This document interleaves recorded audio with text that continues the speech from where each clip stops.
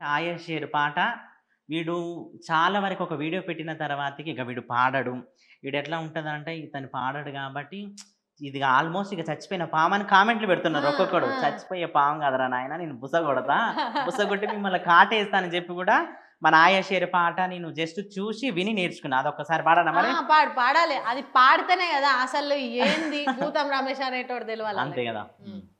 హే నీ అయ్యా జాగీరా చెల్మావోడొచ్చిండ్రా ఇక జడ తీయాలే జుంబలికే ఆయా షేరు హే ఏ దర్కా సుల్తానే మా గర్కా సైతానే చెల్ షికార్ జయ జుంబలికే ఆయా షేర్ పచ్చబొట్టు గాయం ఇది ఆయా షేర్ గుంజుకునే న్యాయం ఇది ఆయా షేర్ బూడిదల గడ్డ ఇది ఆయా షేర్ మాతో రాయబడ్డ కథే ఇది ఆయా షేర్ జడలురో జడలురో హడలురో దడలురో కొడుతరో తొడలురో తీస్తరో తోలురో సవారీకి దొరుకు బిడ్డ శవాలే లేస్తాయి బిడ్డ పేగులు తీసి మెడల వేసి ఆడతాం బిడ్డ ఆడతాం బిడ్డ ఏయ్! ఇది అది గదా అస్సలు పాట అంటే ఏందో. ఎందుకంటే కళాకారులు నేర్చుకుంటే పాట వస్తది.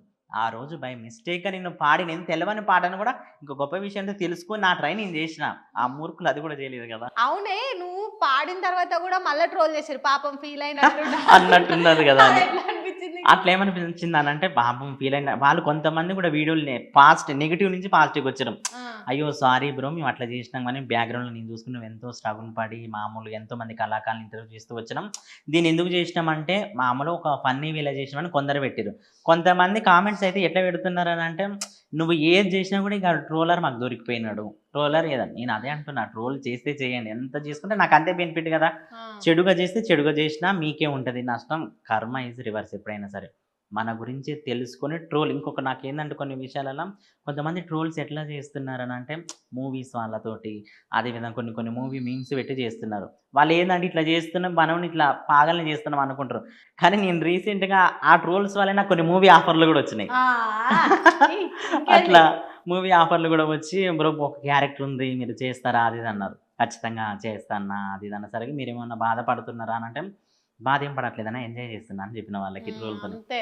అంతేనా నిజంగా నేను ఆ రోజు అట్లా పాడి ఇంత అమాయకంగా మాట్లాడుతున్నావు గదా! అనుకున్నా గానీ నువ్వు అమాయకంగా ఏం లేదు నీ మాటలలోనే తెలుస్తున్నది ఆ పవర్ అని చెప్పిరనమాట. అంత అమాయకంగా ఉంటే ఫోక్ సింగర్ ఎట్లయితుండే? అంతేగా చెప్పిన కదరా! చాలా స్ట్రగుల్ పడ్డా ఈ జర్నీకొచ్చేటప్పుడు ఎంతో మందితోని మాటలు పడ్డాం. ఒకప్పుడు ఇదే మన ఛానెల్‌లో యాంకరింగ్ చేస్తున్నప్పుడు వీడే యాంకర్‌గా చేస్తే ఎవడు చూస్తార్రా?